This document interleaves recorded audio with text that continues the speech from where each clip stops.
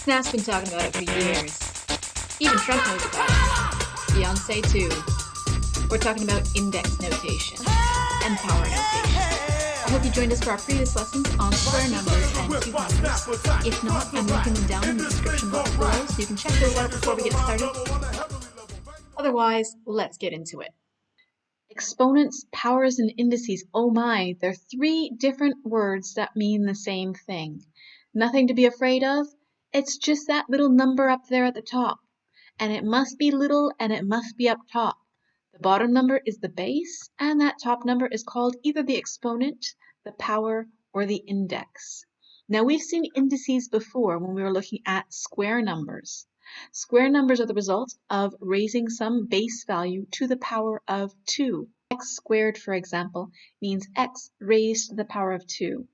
And the power tells us how many times we need to multiply by that base. So x to the power of 2 means x times x. There are two x's being multiplied together.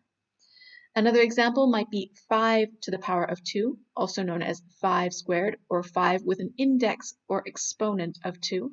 And that just means multiply 5 times 5, two 5's being multiplied together.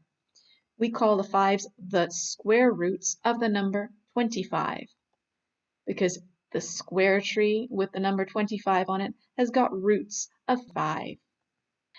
Cube numbers specifically have a power of 3. That means that we're going to multiply the base value by itself 3 times. So for example, x cubed, or x to the power of 3, or x with an exponent or index of 3, means x times x times x, 3 x's being multiplied together. We could use a number to show this as well. So 2 to the power of 3 means 2 times 2 times 2. And in the example that we did on our cube numbers lesson was to say that cube numbers grow on cube trees and they come from their cube roots. 2 would be the cube root of 8, because 2 times 2 times 2, or simply 2 cubed, is equal to 8. The purpose of an index is to simplify an expression, just as we do with coefficients when we group like terms that are being added together. So, for example, a plus a plus a, we could say that that's 3 a's minus an a, well, that would make 2 a's. 2 is the coefficient that I'm using to show how many a's in total would be. Another example would be 2b plus b plus 3b minus 1b. We could use a coefficient to show how many b's that would be. 2b's plus b would be 3b's, plus another 3b's, that would be 6b's, minus a b, that would be 5b's. So I use the coefficient 5 to show how many b's there are.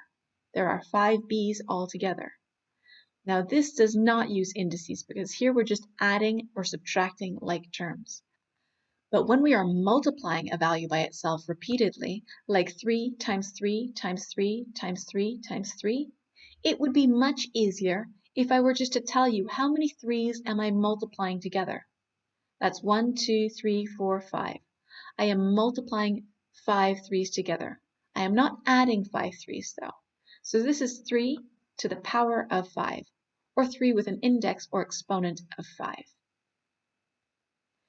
W times W times W is another example using algebra this time, showing that I'm multiplying 3 W's together. So I'm going to write that as W to the power of 3, or W with an index or exponent of 3. Or in the case of powers of 3, as we've learned before, we could also say W cubed. Just as we can use exponents or indices to simplify expressions, we can also expand the expressions out when indices have been used.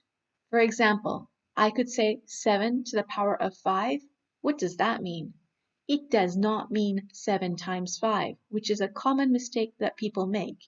It means 7 times 7 times 7 times 7 times another 7. That is 5 7's being multiplied together.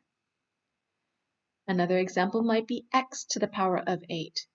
X to the power of 8 is not the same thing as 8x.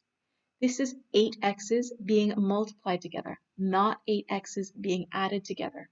This is x times x times x times x times x times x times x times x. Now I know what you're thinking. Why would I ever want to expand all of that out when it's so much simpler to read and to write as simply x to the power of 8? Well, although it doesn't look any simpler, sometimes we want to expand out these expressions so that we can explain how the calculations performed. And in future expansions like this will help us to understand how we can manipulate calculations when they have indices like this. Time for some practice now. For question 1, I want you to use indices to simplify these expressions. For question 2, there are 2 parts. First, I want you to expand these expressions out in full and then work out the values. For question 3, you might want to expand these expressions out to understand how the calculations should have been performed, because these are all wrong. Can you explain why they're wrong? Go ahead and hit pause now, copy the questions, work out your answers, and hit play when you're ready to take them up. I hope you had a chance to hit pause, because here come your answers. For question 1, count those numbers carefully. Question 2, first expand them out. And now let's calculate that. 2 is a nice small number to multiply by itself repeatedly. 5 I only need you to repeat 3 times, but 10 to the power of 9, multiplying out base 10 values are easy, remember? Question 3, explain what's wrong with each of these. These are very common mistakes, so pay attention if you couldn't work it out for yourself. 2 to the power of 4 is not 8. 2 to the power of 4 means 2 times 2 times 2 times 2. That is 4 2's being multiplied together. That's 16. That is not 2 times 4, which is 8. For question B, 3 times A is 3A, which is 3 A's added together, while A to the power of 3 is 3 A's multiplied together. They are not the same thing. For question C, I hope you looked carefully, and this is a very common exam style question. They really try to trick people who aren't reading carefully. Those aren't P's, they're Q's. So first of all, these are not 6 P's.